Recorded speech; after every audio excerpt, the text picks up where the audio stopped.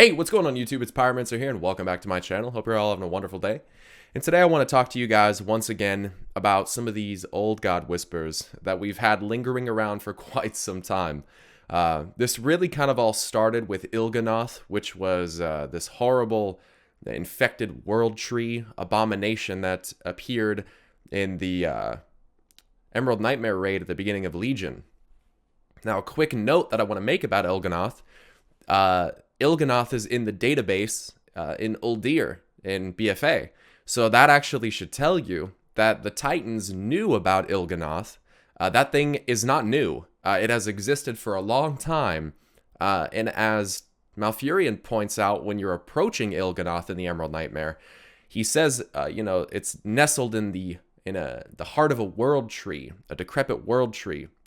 That seems to be at the center of Ungoro Crater, but we know now when you go to Ungoro Crater there's no tree there, there's only Fire Plume Ridge, which is interesting because I've pointed out tons of times in the past how it seems like the only way to purge the old god's infection, as they call it, is to purge it in fire. So now there happens to be a volcano where Il'gynoth seemingly may have used to be located. So it's interesting. Perhaps there used to be a world tree in the center of Ungoro Crater that Il'gynoth, or Cthulhu even, had corrupted, and then they burned it down, but the dream version of it that had tapped into the dream because it's connected to a world tree, perhaps that still existed on the dream side. But I digress. That's just an interesting thing. It just kind of shows you that Il'gynoth is not new. In fact, it's actually even documented. So one of the things that Il'gynoth says has to do with the so-called Boy King, and that's what I want to focus on today. The whisper the Boy King serves at the Master's table. 3 lies will he offer you. And I want to throw in this video just before we even get started that this is going to be kind of one of those rambling, ranting videos where there's not going to be a lot of imagery or anything to look at on the screen. So you're more than welcome to just minimize the video and just listen to me talk. So yeah, hope you guys enjoy. So that one is a particularly interesting quote because it of course involves the Boy King. Now at this point, I think it's very safe to say that the Boy King is Anduin. And I'm sorry, but I don't think that any of the other ideas for the Boy King, I personally am not considering them anymore. I mean, we've had Sylvanas call him that. I'm pretty sure we've had Gul'dan call him that. We've had Lor'themar Theron call him that. It's pretty clear, I think, that with Anduin's forefront in the story at the moment, that Anduin is the Boy King. Now, with that being said, it says that he serves at the Master's table. Now, there's a new set of whispers that came from N'Zoth, and one of the whispers is 6 seats at the high table.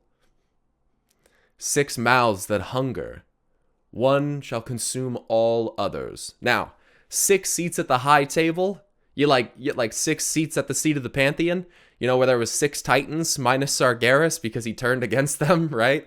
So, the whisper there is, it's the high table. Don't forget that the leader of the Pantheon, as far as you can tell, is Aman'Thul, the High Father of the Pantheon. Now, I would wager, and I've said this before, that Aman'Thul is actually not the one leading the Pantheon, and that it is Eonar the Lifebinder that is actually controlling the Pantheon and manipulating them in such a way that she can actually win in the end.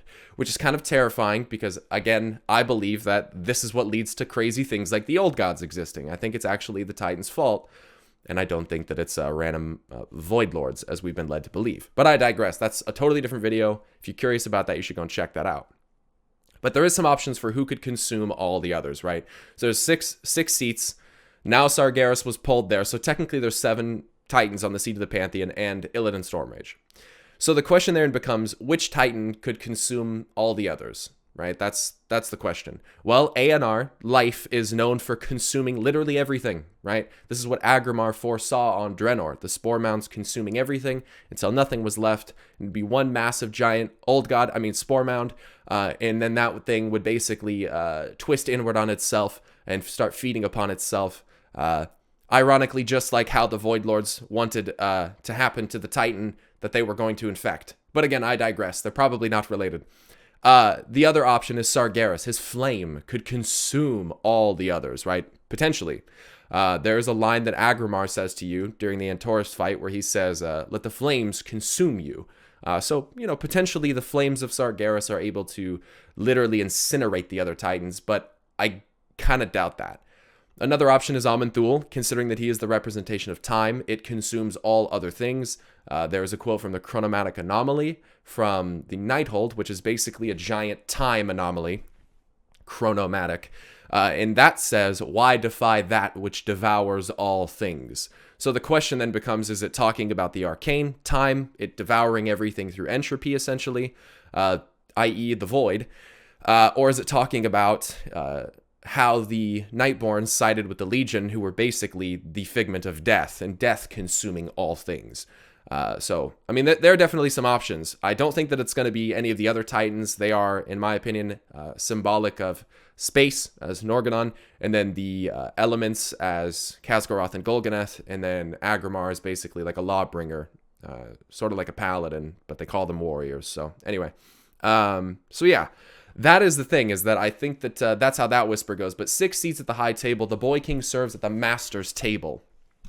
3 lies will he offer you? So then the question then becomes, okay, if the master's table, let's say that the table is the Titan Pantheon, right? That's the master's table, okay? I want you to remember one thing. That is that Aman'Thul and Norgannon are considered the Arcane Masters in the actual Argus fight. There's actually a phase called the Arcane Masters, so it could be a play on words there. But there's one other whisper that's kind of fucked, that's kind of weird, that I don't think makes too much sense, and that's from Ogmot's Dream Journal. Now, in Ogmot's Dream Journal, who is an NPC that we can kill in Silithus, who appears after the stabbing by Sargeras, Ogmot's got a journal that you can read, and one of the whispers in it says, the first lie been told, right? So apparently whatever the lie is, whether it's coming from the Boy King or from the Masters, the lie has been told, okay? And then Ogmot immediately says afterwards, bound by that throne? No. Free.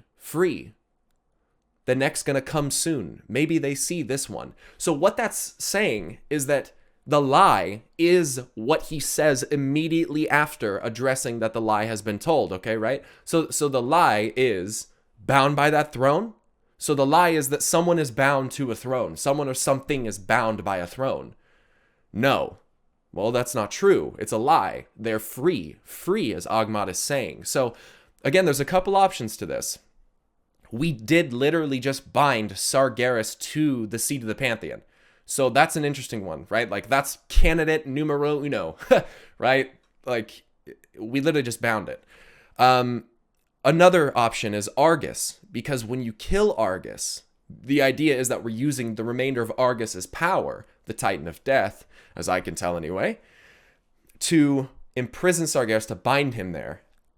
So when you kill Argus, Argus actually says free. So that's kind of interesting, a little bit of dialogue that plays into the Ogmot quote. But then there's also one other thing, and that was some text, some broadcast text that was data mined way back when Antorus first came out, and most people have forgotten about this entirely. But there used to be some broadcast text where Aman'Thul and some members of the Pantheon actually spoke to us. And one of the things that Aman'Thul says is that we will use the remaining power of Argus to bind Sargeras here. The seat will become Sargeras' prison and ours as well. It will bind us and Sargeras here. So then the lie never made it into the game, if that's what it is, because that data text never went live. So I guess that is one option, right? If the masters, the Pantheon, if they are the ones that are lying, then that could literally be the lie that we didn't see, right? Because remember, Ogmot says, the first lie been told, maybe they see, or the next gonna come soon, maybe they see this one. It's like it's implying that we didn't even see the first lie, which is, I think, the most confusing thing about all of this. Like, that's the most confusing part, because we allegedly didn't see it, right? Now, Sylvanas does have a piece of dialogue that was just data mined for 815 that says, the Boy King has lied to himself and to his people. Okay, well, if the Boy King is the one lying, we'll go with that, right? What does the Boy King say to his people? There's one point where he's really addressing his people, and that is in the cutscene before we go to Silithus, after we defeat the Burning Legion, right? Where Anduin stands up in front of his people, and he says, you know, he says a couple things that I think could be considered lies. There's two options, okay?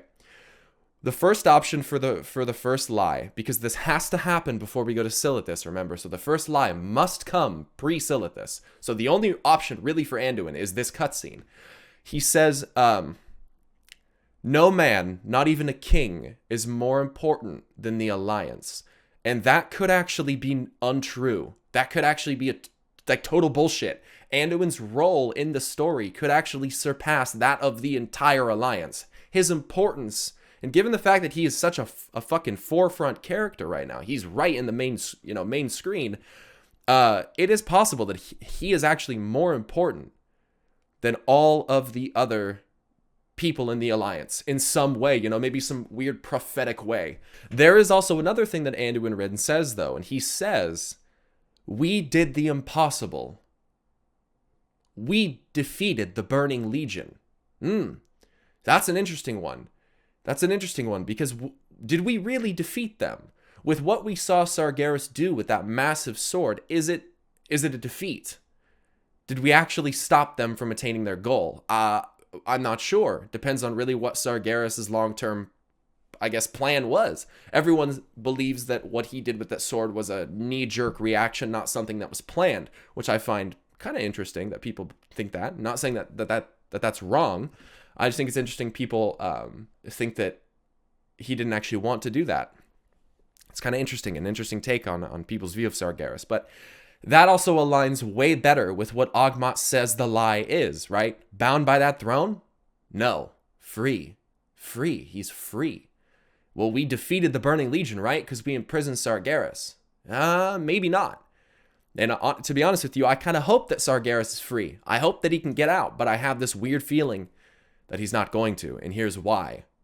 Because the masters which Anduin serves is the Titan Pantheon, and it's through the light that he serves them. That is the main thing, is how does he serve them? And how are they lies, right? Because we're talking old gods here. If the old gods are from the void, why would they be considering anything related to them or the void lies, right? They would believe in their own lies. They are truths to them, but lies to others. That's kind of the premise here, right? Like you wouldn't knowingly tell a lie and then basically rat yourself out for lying, would you? So like saying that Anduin serves at the table of the old gods and that he's a liar, he's going to be telling lies or something, that doesn't really make that much sense to me, right? Like, if they're coming from the light does lie, okay? I think that it's time that we just kind of accept that. The light didn't tell Turalyon that Naru would fall to the void. Omission of information is another form of lying, right? The light is so sketch, right? It's out here trying to fulfill written destinies and crazy shit, right? The fucked up thing is that the light does stuff like imprison Illyria Windrunner, who used the void to try to literally save Turalyon. That's the only reason that Turalyon and Illyria got off of Argus in the first place. Only reason that they escaped capture was because Illyria used void powers. So the light is super tyrannical. It's weird. It's oppressive, and it wants to exert its will. Well, guess what? Anduin, along with Alonza's Foul, in the Before the Storm book, just used a fucking Naru, a conduit of light, who have been shown to go to the void, used a conduit of light to resurrect, if that's what we want to call it, Calia Menethil into this weird light-bound undead thing that has never existed before. And you get this new quote, the light has struck a bargain with the enemy of all. Yeah, the enemy of all is the undead. They're not really friends with the void. They're not really historically friends with the light, right? They're not really friends with the mortals in any capacity. The Blood Elves fucking hate them. No one likes the undead. Nobody. No one does. And so it makes sense that the light striking a bargain with the enemy of all is the undead. So the light is growing bolder. It is making really interesting plays. You know, the scary thing is that Calia Menethil was resurrected with eyes that were not gold, but they were white. And that is alarming because there's only 3 other characters in the game that have white eyes like that, as described in Before the Storm. Norgannon, the Dreamweaver. Ysera, the Dreamer, or the Mother of Dreams.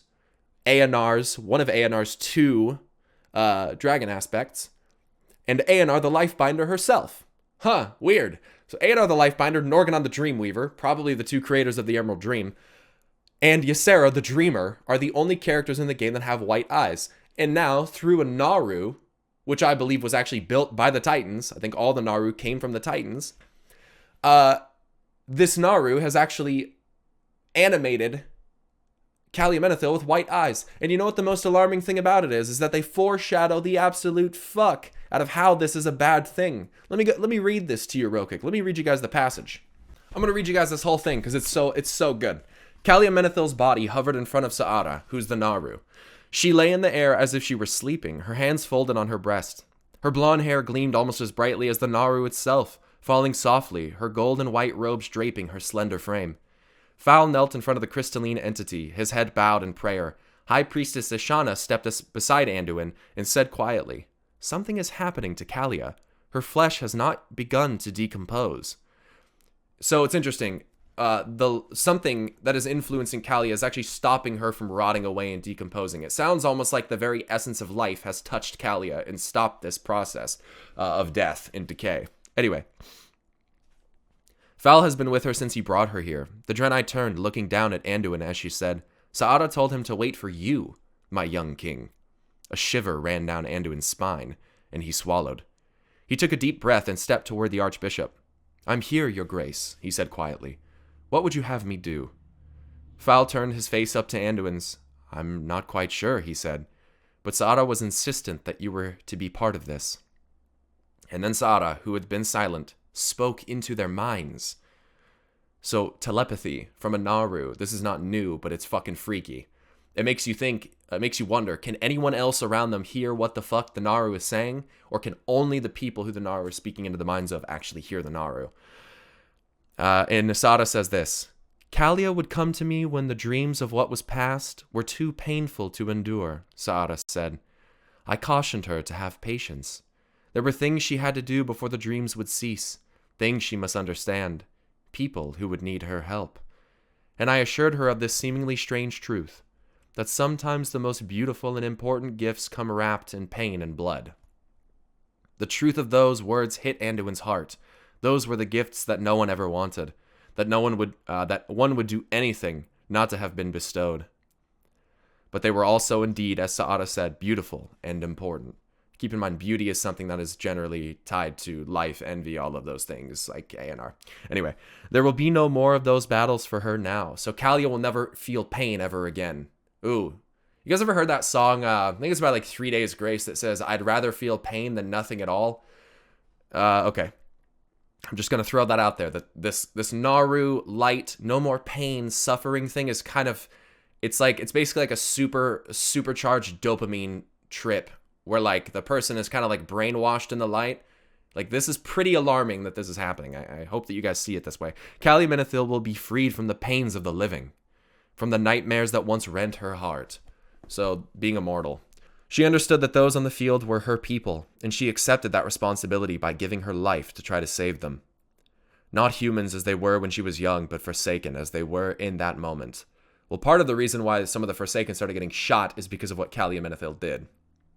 "Together you shall bring her," it says here, "not human as they were when she was young, but Forsaken as they were in that moment, light and dark, Forsaken priest and human priest. Together you shall bring her back as the light, and she herself would have her be." That is fucking freaky. You're going to bring her back as the light would want her to be, and as she herself, wink wink, would want her to be. What? I'm sorry, so we're going to have to just trust the light on this one? Oh yeah, I trust you. I trust you, Sada. That you're going to bring her back holistically. It's not going to be some kind of weird brainwashing thing, and you're definitely not using her as a vessel for something else. No, I totally believe you. Listen to this. Anduin's mouth was dry, and he trembled. He looked at Fal, but the priest only nodded. They moved wordlessly towards Calia's side, standing as she hovered in midair, and each of them took one of her small, pale hands. "Bring her back as the light and she herself would have her be," Sa'ada had said. Anduin didn't know what the Naru had meant by the words, and he suspected that Fal didn't either. What? Guys, this is such obvious foreshadowing. It's so obvious. It even picks out a line for Anduin to identify that he doesn't know what the Naru even means by that. And he suspects that Fal doesn't either. But somehow, he knew. Calia did. Anduin felt the light come to him warm and calming. It seeped through his body, soothing his spirit and his tumultuous mind. It was a familiar sensation, yet there was something different. He usually experienced the light's power flowing through him like a river, but now it seemed like a whole ocean, something inherently tied to life, was utilizing him as a vessel. Anduin felt a quick flicker of fear. Would he be able to contain and direct something this powerful? So for him to feel fear when connected with a Naru, yikes. He anticipated that he would feel overwhelmed, stretched to his limit, but the tide of light that swept through him now was one that reinvigorated him, even as it asked him to be fully present, to give all of himself to the task ahead. Yes, he said in his heart, I will. Again, heart, love, envy, desire, life. This is all shit that ties back to Aenar. The light limbed him in its warm hue, and it chased around the still yet completely intact body of the Queen of Lordaeron and whirled about the forsaken Archbishop. Anduin felt it swell like a wave, then crest and break, emptying him, but not depleting him. The cold hand in his squeezed. Anduin gasped as Calia opened her eyes. They glowed a soft, gentle white, not the eerie yellow of a Forsaken. A smile curved a face that had no flush of life to it. Slowly her body tilted from horizontal to vertical, and her feet settled onto the stone floor. Calia Menethil was dead, but she lived. She was no mindless undead, but she was not Forsaken either. She had been raised by a human and Forsaken, both using the power of the light, bathed in the radiance of a Naru. Calia, said Fal, and his voice trembled. Welcome back, dear girl. I didn't dare hope that you would return to us. Someone once told me that hope is what you have when all other things have failed you, Calia said to him. Her voice was echoing, sepulchral. But like Fal's, it was warm and kind. Her white gaze went to Anduin. She smiled gently. Where there is hope, you make room for healing, for all things that are possible, and some that are not. Yeah. What? Let's not forget what Aenar said at the seat of the Pantheon when we were killed by Argus. And Aman'Thul's like, after all we have endured, it must not end this way. And Aenar's like, hope is not lost, High Father. Hope is not lost. The spark of life still flickers within these mortals. And her voice is like echoing. When she speaks, Aenar sounds like she's echoing. Just listen. My resistance wanes. Should Sargeras prevail, all life will fall to darkness. The boy king serves at the master's table, and he's got this white-eyed female who's been resurrected by a Naru, right? Who's now the Queen of Lordaeron, working with Anduin. If Anduin marries Calia Menethil or anything of the sort, we need to literally riot. Because what in the actual fuck? This is no. This is trying to hint at you after what we saw with Zira. The light is fucking bad. And Anduin has such an incredibly powerful connection to the light that we should be worried about this. You guys, remember what's happening on alternate Draenor with the Maghar orcs and how the light bound over there, which are no different from Lightforged, for the record. They're not. They're being tyrannical towards the Maghar, right? Well, guess what? The Army of the Light knows how to travel through different dimensions. Like the Zenidar, the Vindikar, like those ships, they're multi-dimensional traveling ships. So even though the connection of timelines is allegedly severed from alternate Draenor, they can still get here. They can still get here. And I'm going to be honest with you. There is a possibility that they can actually get here through the Sunwell, a giant conduit of light that was literally cleansed, allegedly, with the heart of a Naru, right? Again, it's a Naru, tied back to the Draenei, who literally tried to escape the influence of Sargeras, who was working against the Pantheon. And the light is the ones that warned them that Sargeras was coming and what was going to happen. The light is definitely a tool of the Titans. And right now, Anduin is going to be serving at the master's table. The boy king serves at the master's table. And I think the first lie, if it is a lie by Anduin, is that we defeated the Burning Legion.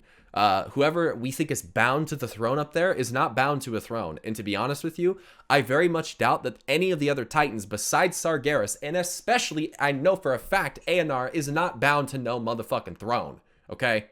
They used Argus's power to do it. Why would the Titans be bound to the seat of the Pantheon? They built it. And they can't gate Sargeras to it and imprison him there without imprisoning themselves. I don't buy that.